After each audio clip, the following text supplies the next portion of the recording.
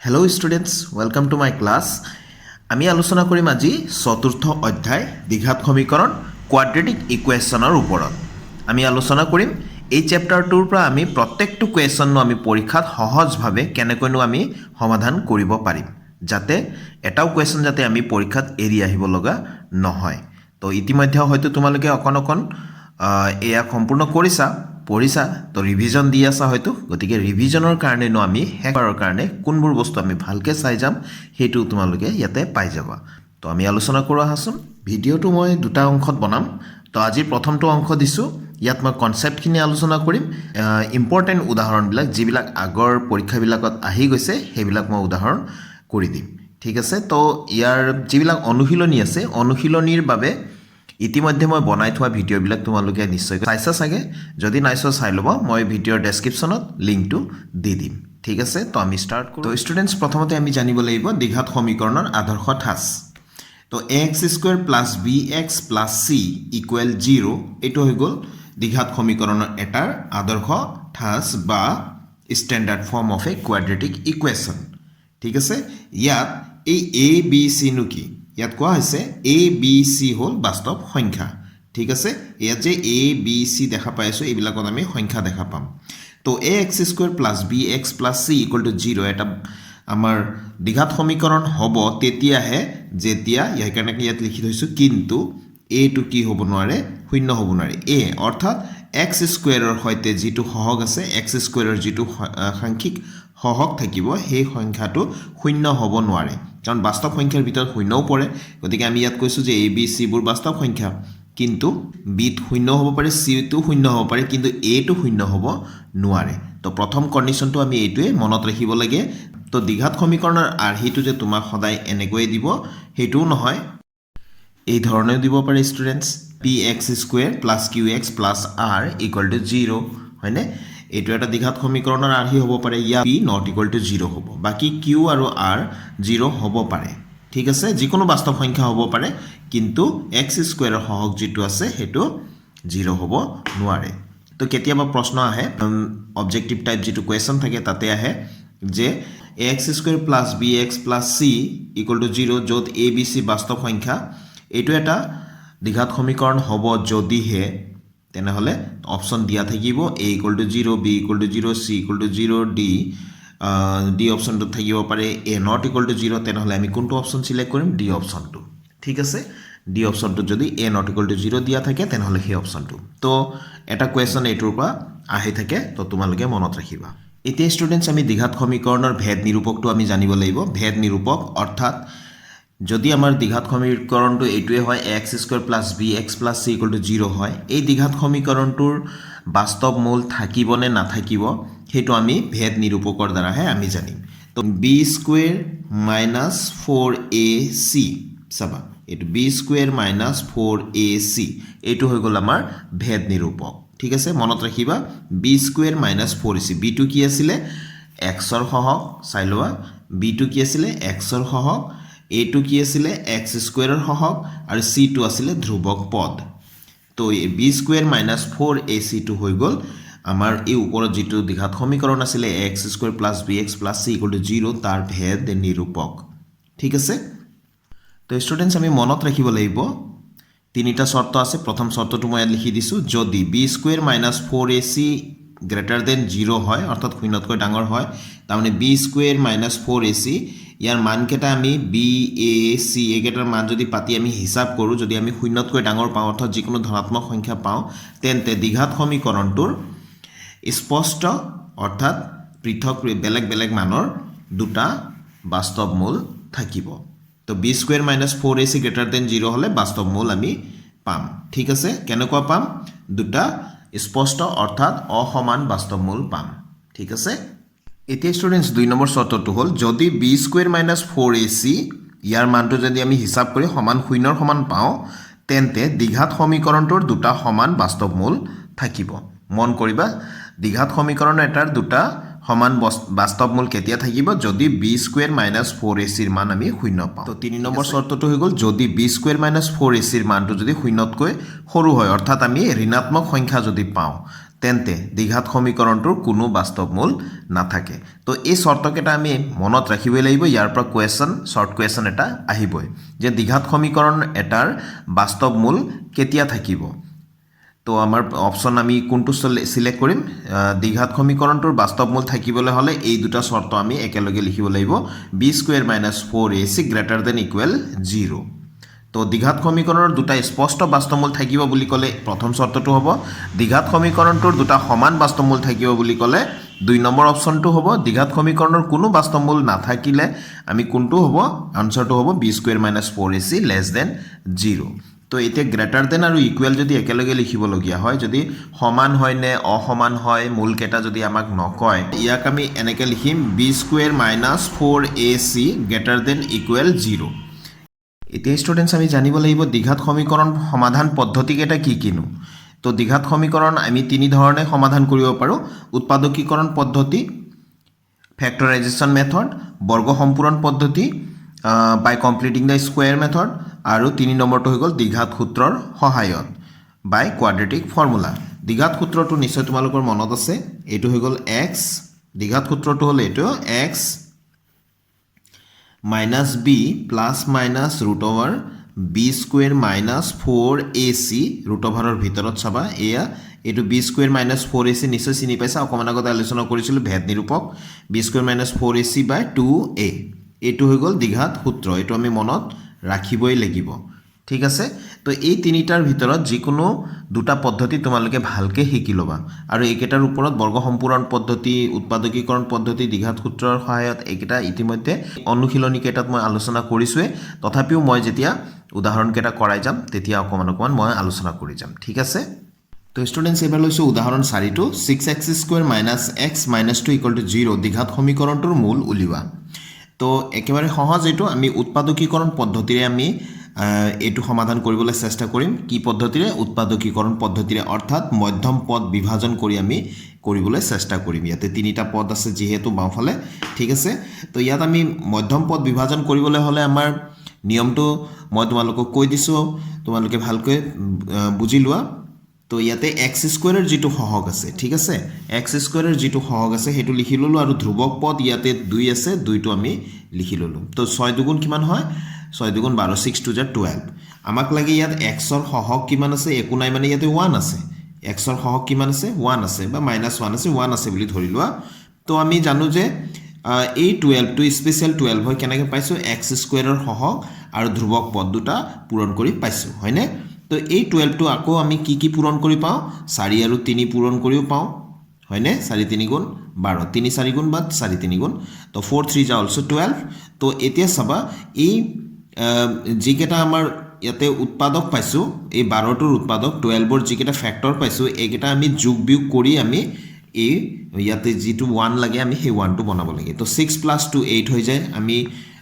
আমাক লাগে 1 গতিকে নহব 6 ৰ পৰা 2 মাইনাস কৰিলে কিমান হ'ব 4 হ'ব গতিকে এইটো নচলে আমাৰ হয়নে তো ইয়াতে এতিয়া 4 আৰু 3 মাল্টিপ্লাই কৰিলে আমি 12 পাইছো আকৌ 4 ৰ পৰা 3 মাইনাস কৰিলে 1 পাম গতিকে এই জোৰাটো আমাৰ চলিব চাবা এই 1 টো আকৌ 5 ৰ পৰা 4 মাইনাস কৰিলে 1 হয় ইয়াত যদি আমাক 1 লাগে তোমালোকে ভাবিব পাৰা 5 ৰ পৰা 4 মাইনাস কৰিলে 1 হয় কিন্তু আমি 5 আৰু 4 আমি লব নোৱাৰো কিয়নো 5 আৰু 4 যদি মাল্টিপ্লাই কৰো আমি 12 নাপাও হয়নে গতিকে এটো লব নোৱাৰো গতিকে যেন হওক আমি ইয়াত স্টাৰ্ট কৰিম এইলা কথা ইতিমধ্যে এক অনুশীলনীৰ ভিডিও তাতে মই আলোচনা কৰিছোৱে তথাপি তোমালোকক মই মনত পেলাই দিবলৈ চেষ্টা কৰিছো তো 6x² মাইনাস ব্ৰেকেটত আমি কি লিখিম এতে 1 আছে যেহেতু 4 - 3 আমি 1 পাও নহয় জানো তো এফালে x আছে x টো লিখিম তাৰ পিছত ষ্টুডেন্টস মাইনাস আছে 2 আছে ইকুৱেল আছে 0 আছে গুটেখিনি আমি লিখি লম তো 6x² মাইনাস এটো কিমান হ'ব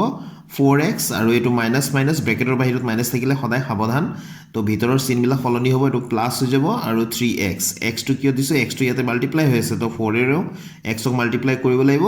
3 এৰো x ক মাল্টিপ্লাই কৰিব লাগিব তো ইফালে শেষত আছে -2 ইকুৱেল আকৌ 0 আছে হয়নে তো এতিয়া দুটাৰ পৰা আমি কমন লবলৈ চেষ্টা কৰো তাৰমানে প্ৰথম দুটা পদ তাৰ পিছত দুটা পদ প্ৰথম দুটা পদৰ পৰা আমি কি কমন লব পাৰো চোৱাচোন ইয়াতে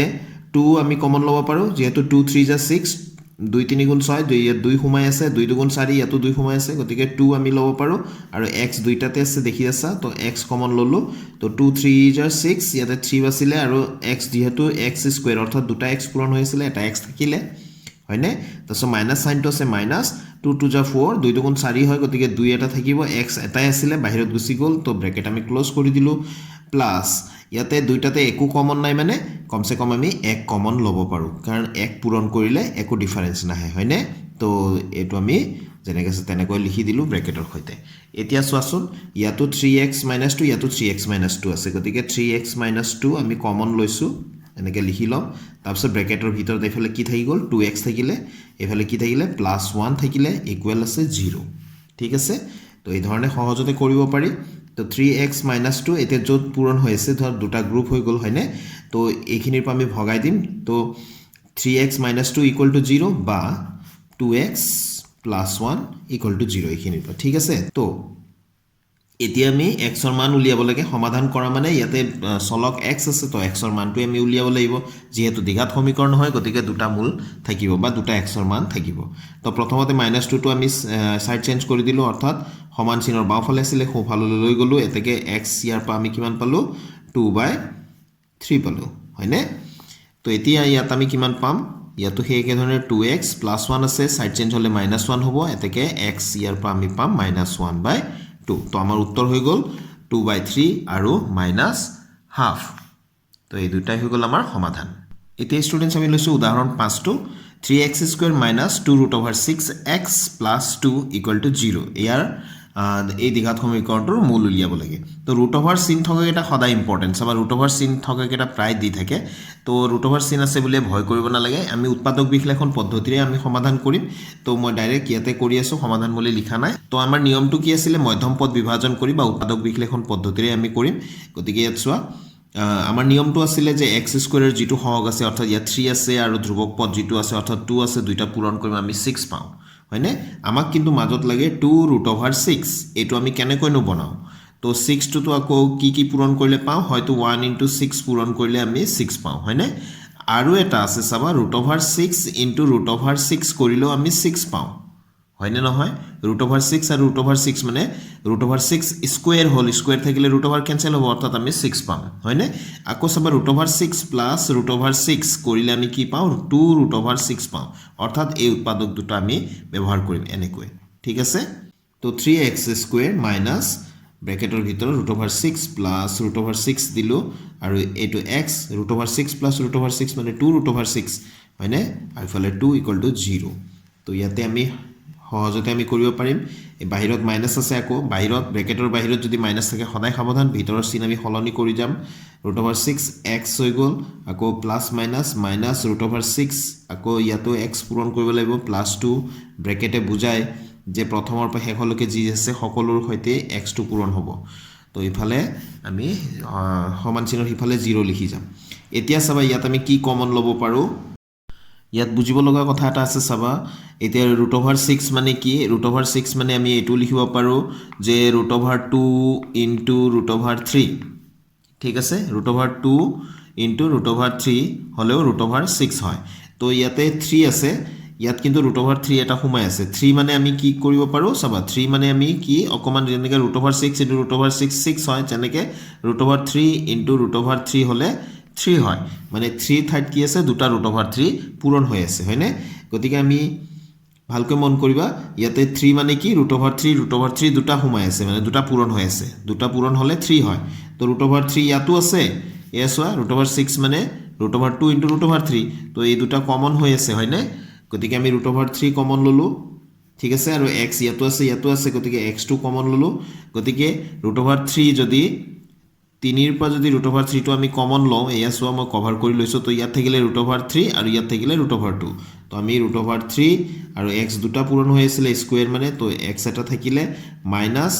√6 ত কি থাকিলে √2 থাকিলে হয়নে আৰু x টো এটাই আছিল বাহিৰত আমি লিখিলুৱে কমন হিচাপে এটো গোল এতিয়া চাবা এইটো ইয়াতো আকৌ সেই ধৰণে একে ধৰণৰ কনসেপ্টে আহিব এতিয়া √6 মানে কি আছিল √2 * √3 আকৌ 2 মানে কি যেনেকৈ 3 টোক আমি √3 লিখিব পাৰিছো 2 ক আমি √2 * √2 লিখিব পাৰো হয়নে তো তো এতিয়া অকল এইটো যদি নাই √6 আৰু √2 মাজত আমি কি কি কমন ল'ব পাৰোঁ চোৱাচোন √2 কমন ল'ব পাৰোঁ ইয়াত থাকি যাব √3 ইয়াত থাকি যাব √2 হয়নে তো ইয়াত মাইনাছ কি ল'লোঁ √2 কমন ল'ম তো ইয়াতে √3x থাকিব আকৌ এইটো চাবা ব্ৰেকেটৰ বাহিৰত মাইনাছ আহি গ'ল নহয় এই চিনটো সলনি হ'ব মাইনাছ কি থাকিব √2 আৰু ইফালে ইকুৱেল 0 টো আছিলেই তো মই আকৌ মানে এইখিনি এনেকৈ আষ্টানি দিলোঁ ঠিক আছে নিশ্চয় বুজি পাইছা এতিয়া এইটো আৰু এইটো মিলিবই লাগিব সদায় চোৱাচোন মিলিছে নে নাই মিলিছে যদি আমি ইয়াক কমন লৈ পেলাই এবাৰ লিখিম √3x মাইনাছ √2 এইটো আহি গ'ল কমন এই দুটাৰ পৰা তাৰপিছত এইফালে থাকি গ'ল √3x মাইনাছ √2 ইকুৱেল 0 একেই পাইছোঁ চোৱা হয়নে কেতিয়াবা এনেকুৱা হ'বও পাৰে একে পাবও পাৰোঁ তো √3x মাইনাছ √2 এইখিনিৰ পৰা ভগাই দিম ইকুৱেল 0 বা √3x মাইনাছ √2 ইকুৱেল টু 0 ঠিক আছে এতিয়া √3x আমি xৰ মান উলিয়াবলৈ চেষ্টা কৰোঁ মাইনাছ √2 সেইফালে গ'লে পজিটিভ √2 হৈ যাব তো এতেকে ইয়াতে আমি শেষ হ'বই আৰু এই √3 টো সাইড চেঞ্জ কৰিলে হ'ল √3 টো সাইড চেঞ্জ হ'লে ক'ত যাব হৰত যাব কিয়নো ইয়াত পূৰণ হৈ আছে তো ইয়াত আহি গ'ল √2/√3 ইয়াক একেলগে এনেকৈ লিখিব পাৰে এবাৰতে দি পেলাই 2/√3 দি পেলাই 2/3 লিখিলেও হ'ল তো ইয়াৰ পৰা সেই একেধৰণে আমি পাম √3x ইকুৱেলছ √2 তো therefore x ইকুৱেলছ √2/√3 ঠিক আছে এই ধৰণে লিখিব পাৰা বা ইয়াত আৰু এক লাইন কৰি পেলাই দীঘলকৈ একেলগে √2 আমি একেলগে লিখি দিব পাৰোঁ √ৰ ভিতৰত 2/3 তো ইয়াত দেখা পালোঁ যে আমি দুটা সমান বাস্তৱ মূল আমি পাইছোঁ তো এইটো আছিল এই কোৱেশ্যনটোৰ সমাধান তো আজিলৈ মই ইয়াতে এৰিছোঁ ষ্টুডেণ্টছ নেক্সট ভিডিঅ'ত বাকি উদাহৰণখিনি মই আলোচনা কৰিম আৰু গোটেইখিনি উদাহৰণ তোমালোকে কৰিবা অনুশীলনীৰ গোটেইখিনি অংকটো তোমালোকে কৰিবই লাগিব যিখিনি মই ইম্পৰ্টেন্ট বুলি কৈ থৈছোঁ সেইখিনি তোমালোকে ভালকৈ কৰিবই লাগিব আৰু গোটেইখিনি এই ধৰণে কৰিলেহে তোমালোকে ইয়াৰ পৰা এই চেপ্টাৰটোৰ পৰা যি কুৱেশ্যনে নিদিয়ক তোমালোকে সম্পূৰ্ণকৈ কৰিব পাৰিবা আশা কৰোঁ তোমালোকে নিশ্চয় পাৰিবা তো নেক্সট ভিডিঅ'ত আকৌ লগ পাম নতুন কুৱেশ্যনৰ সলিউচনৰ সৈতে থ্যাংক ইউ ষ্টুডেণ্টছ কিপ ৱাচিং মাই চেনেল